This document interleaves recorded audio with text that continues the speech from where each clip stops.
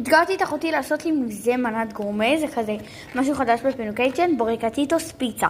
בואו נראה מה הייתי צריך לעשות. כמו שאתם רואים היא כבר בהכנות, היא הוציאה כאן ביצה, היא באה לשים את הבורקטיטוס בדיוק, וואי זה נראה טוב, והיא ממלאה כאן מים.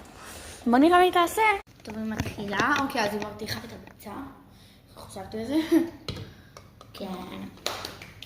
נחכה.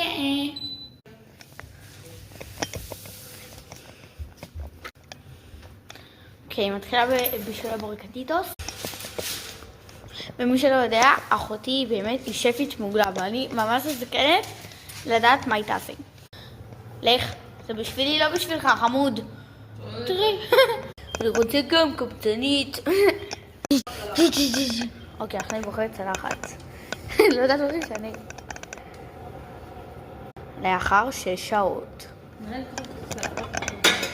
הצלחת נזהר בשבילי, מה קבצת אותו? אם כן, זה משהו עם הורגת אותנו. אבל וואו, זה טוב. הצלחת שאף אחד לא משתמש בבית? בואו תראו.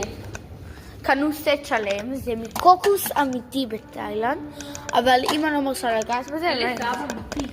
זה ממש זהב, ואם אני לא מרשה לגעת בזה, זה משהו מיוחד. אז פותחים רק את המגירה הזאת, המגירה הזאת אל תתקרבו. תראו מה ההבדל. פאקינג טבע.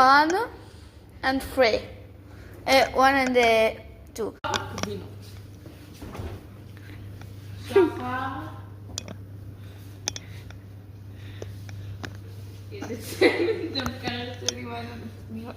חברים, לא עשינו סופר. מוצרלה. אוקיי, יש לה מה לעשות עם המוצרלה, חברים. שים את הסכין. שכתוב מייל סרוג'ון. שף. שף. שף מייל סרוג'ון. אמא שלי קנתה לו את זה לאנגלית. מי תקע פה קבינה? מה? לא אני. באמת שחר.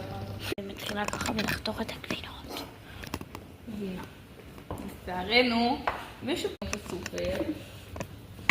אז מחר בוא נגיד שהולך להיות תור מאוד גדול סופר. של אבא בסטה. תראו, שחר ממש אוהבת גבינת מוסטרלה. כאילו, היא יכולה לעוף על זה. נכון, שחר? מה אתה רוצה להגיד את הכל? אוקיי, עכשיו...